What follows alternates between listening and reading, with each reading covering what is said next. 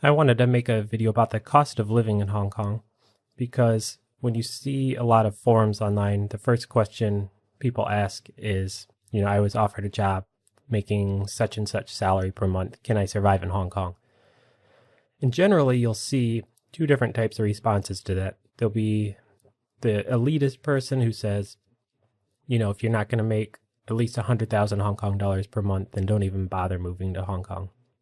And then you'll also see the opposite end of the spectrum where people talk about how local families make $20,000 per month, and that is for the whole family. So I actually find it to be somewhere in the middle, obviously. So I just want to make a short video talking about what we spend on a monthly basis. And we do live more frugally than a lot of other people.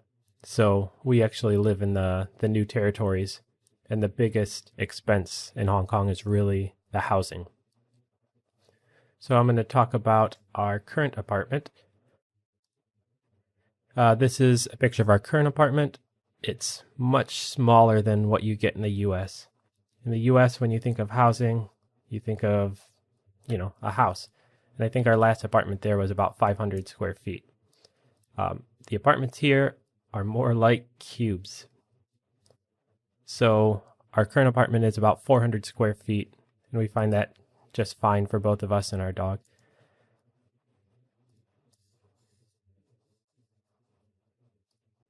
Since I'm American, I'm going to try and give prices in both Hong Kong dollars and American dollars. So this is our current apartment, and we pay about 11,500 Hong Kong dollars per month. And that equates to about 1470 US dollars. So you can see that is a great expense, but we actually have a much cheaper apartment than a lot of people that we know. We also had the benefit of moving here as a couple. So the price that we pay for the apartment effectively is divided by 2 since we both have incomes coming in. I know that a lot of people, when they move here as single people, they will do an apartment share so that they can save some money. For reference, our last apartment, we just paid $10,000, so that was an even better deal, but that was a couple of years ago. And that ended up being about $1,280 US dollars per month. So both of them are still, on the higher spectrum as far as cities in the US go with paying rent. So now utilities, electricity is probably the biggest one that we have here. In the summertime, it's really hot. We end up paying about 1,000 Hong Kong dollars per month for electricity. And that equals about 135 US dollars. That is, though, using the electricity like 2/3 of the day because it's just so hot and our apartment doesn't face any direction that has decent wind or anything. So I think it's reasonable when you consider that for the air. The rate's obviously much cheaper in the winter because you're not paying for the air conditioning and heating is hardly used.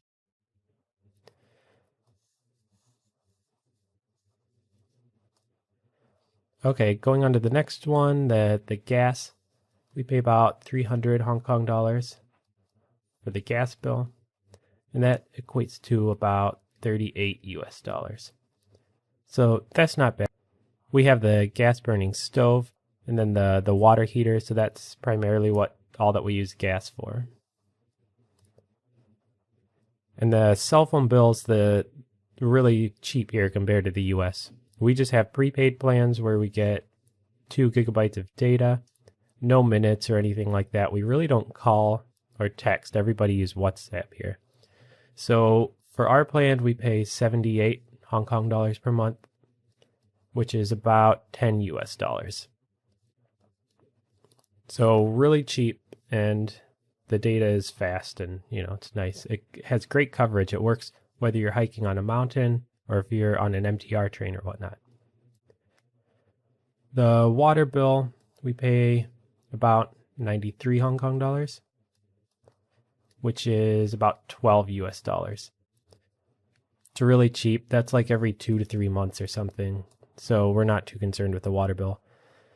It is interesting, though, that they use the seawater or salt water to flush the toilets. Another one that's much cheaper than the US is internet. We pay about 130 Hong Kong dollars per month, which is about 17 US dollars. And that's for a plan that has about 100 gigabytes per second. So it's faster than the US and cheaper, which is great. Okay, moving on to the next category are groceries. So there are some higher end supermarkets, namely City Super, which is one that we shop at often. But we only get stuff there that we can't find elsewhere. That's like a specialty store. So we can get feta cheese and, tortillas and all these things.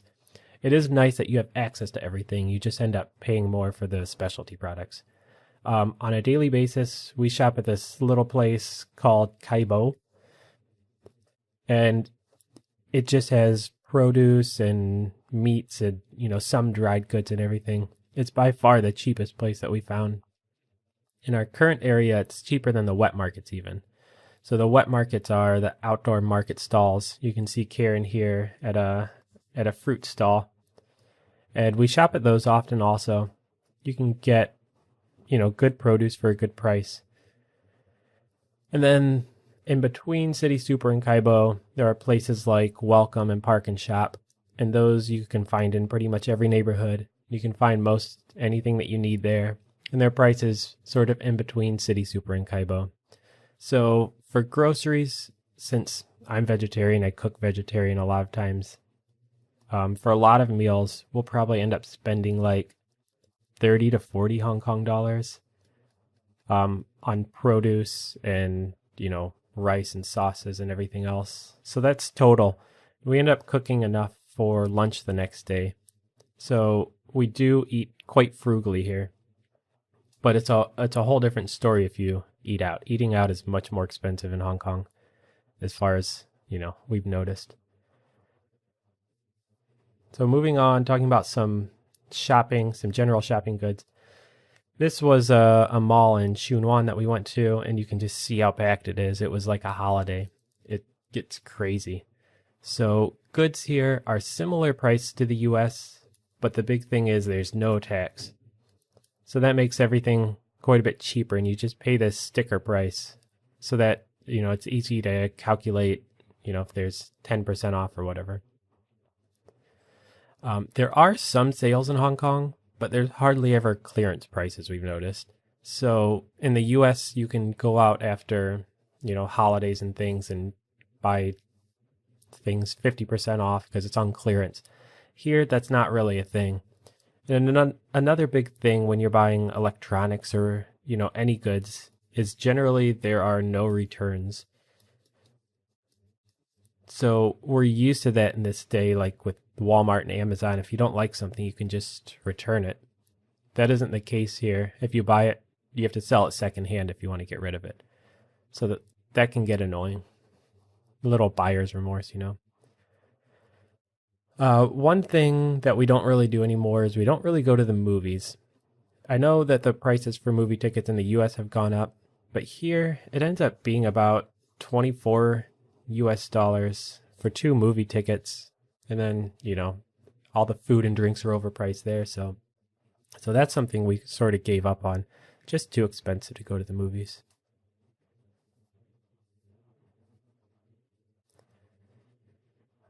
Okay, so here is about the restaurants now. So restaurants, there's big differences between what you can pay. And this is a good way that you can save money too. So this is one of my favorite places to eat. This place is called, it was called Vegetarian Hut. And it's just vegetarian food, super cheap. I think I pay about 35 Hong Kong dollars for a meal with 3 dishes here. And that ends up being like $5 US or something like that. Really cheap. In general, Chinese food is much cheaper here. Dishes are oftentimes like 40 to 78 Hong Kong dollars, which ends up being like 5 to 10 US dollars. So eating Chinese food is the best way to save money. It's local, obviously. There's tons of places. It can be intimidating if they don't have English menus, though, obviously. Western food is usually inflated. So we cook most of the Western food at home, spaghetti and stuff like that. You go out to a restaurant, it might be like 14 to 19 US dollars for, a Western meal. And that's like somewhere between 100 and 200 or 250 or something Hong Kong dollars. And in the middle, there are Thai and Indian restaurants. So there's a lot of Thai food. There's a whole Thai district called Kowloon City. And there's tons of Indian restaurants, especially in TST. And for those places, we usually pay something like 11 to 15 US dollars. So that might be like 70 to, 120 Hong Kong dollars, something like that. But a big benefit here is there is no tax or tipping. The exception is if you go to Western restaurants or pretty much anything non-Chinese, they consider specialty. And oftentimes they will charge a 10% service charge. And that's automatically tacked on. They have to tell you on the menu or whatever, though. But there's really no mandatory tipping. Okay, another one that we don't really do often is go to bars. Alcohol in general is just not very cheap here. And it's really easy to find things like light lagers, but to find something like a nice IPA, it's more rare and more expensive. So if you go to a bar, you might get, a light lager like San Miguel, and that might be like 40 to 70 Hong Kong dollars. And that equates to like 5 to 9 US dollars. And that's like the lowest end beer, so that's already not cheap.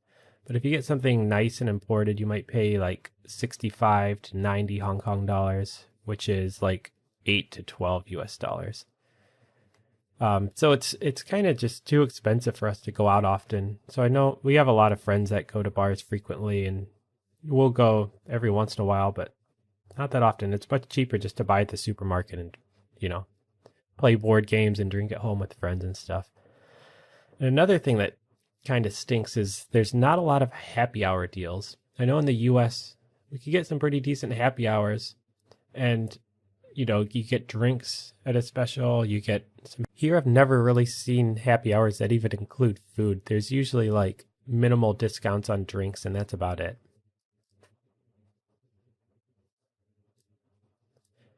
Okay, for transportation, that's something that we do love here. The transportation is fantastic, and it's cheap, and we love not having to own a car like we do back in the US.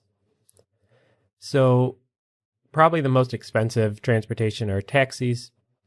We really only take those if it's like after midnight and we need to, come back home, or we have a dog here, and dogs aren't allowed on any other transportation other than taxis. So if I take her to the vet or whatever, take a taxi there. And depending on where we're at, it's usually about 12 to 23 US dollars, which ends up being like 93 or 180 Hong Kong dollars. So it's not that bad, not when you consider like New York City or places like that. But compared to the MTR is so cheap. We end up paying about 75 cents US, which is like 6 Hong Kong dollars to go to work. And I actually have a monthly pass where I get unlimited rides on our MTR line and then discounts on transfers. And for that, I pay 475 Hong Kong dollars, which ends up being like 60 US dollars. But I use it a lot. I calculated, and because I come home for lunch break, because I live pretty close to home, it's worth it. I end up saving more with a monthly pass, but Karen doesn't. And buses are about the same as the MTR. For bus, maybe like 50 cents on the low end to 130 US dollars for one of the more expensive buses. That ends up being like 4 to 10 Hong Kong dollars. We only really use buses to supplement our MTR rides, though. We choose the MTR more often, I guess. Here's Zoe. So just some other expenses that we have. We don't go to the doctor often, but it is much cheaper here. Karen has health insurance through her job, but even without health insurance, you can go to the public hospitals and you pay like 100 Hong Kong dollars. And that's just for any general visit. Even surgeries are super cheap. There are some waiting lists, though, depending on what procedure you need done. On the other hand, though, the vet bills can get really expensive. So while it's cheap to take care of people, animals are a whole different thing. Zoe here, she got sick last year. She had a slip disc in the neck and a coughing fit and all this stuff. And in about a 2-month period, she was hospitalized at one point. And I probably spent 1 month's salary on 2 months of, going to the vet with her, like every other day or something. So that was extremely expensive. In the US, it would have been much cheaper. Living in Hong Kong in general, we know people who make more money than us and still save nothing. So it really depends on your lifestyle here. We do live more frugally than a lot of other people. So I guess looking at some totals, let's see what we can do here.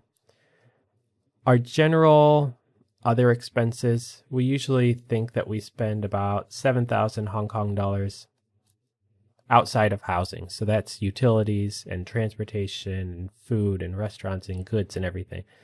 So we don't spend that much. That's, something near $1,000 per person too. So our total for a month US for both of us might be like $4,200 or about 32,000 Hong Kong dollars, including the rent. And that figure is with travel. So that's total expenses because we probably travel 4 trips per year, something like that. So I figure, maybe it's like 600 to $800 per month. It evens out or something like that. So I did a calculation, and in a year, we probably spend about 90,000 Hong Kong dollars or about 50,000 US dollars, which seems like a lot of money, but the salaries are higher in Hong Kong. So that's our total expenses. Anything after that, we can pretty much save, and, we're trying to afford a down payment on a house when we go back to the US.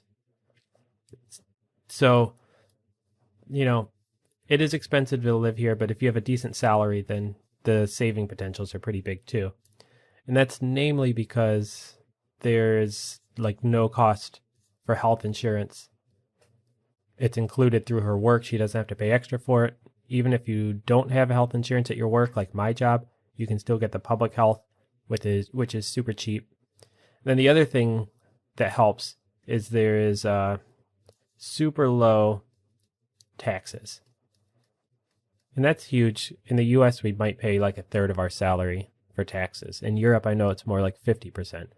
So having super low taxes is another way that allows us to save a lot of money. And in the last couple of years, the Hong Kong government's had a surplus of money, so they've actually done like a 75% tax reduction. So some years our effective tax rate is like 3 or 4%, which is super low. So those are our expenses in Hong Kong. Obviously, it depends on the way you live here, but you can live cheaply and save quite a bit of money if you cook at home, if you find a cheaper apartment that's a little further out, if you take more MTR rides instead of taxis, if you buy alcohol at the store and drink at home with friends instead of going to bars, that sort of thing. We do splurge on travel, but that's part of the reason that we're living over here. We're taking advantage of it while we can. So if anybody has questions, you can leave them in the comments down below and we'll try to answer them. I'll also try and add links to our 2 apartment videos that we have up on YouTube at the end of this video also, because the first apartment was $10,000 per month, and the second apartment was $11,500. So you can sort of get an idea of the kind of space and the size of the apartment for the price. So hope you enjoyed this video. Leave us any comments if you have questions.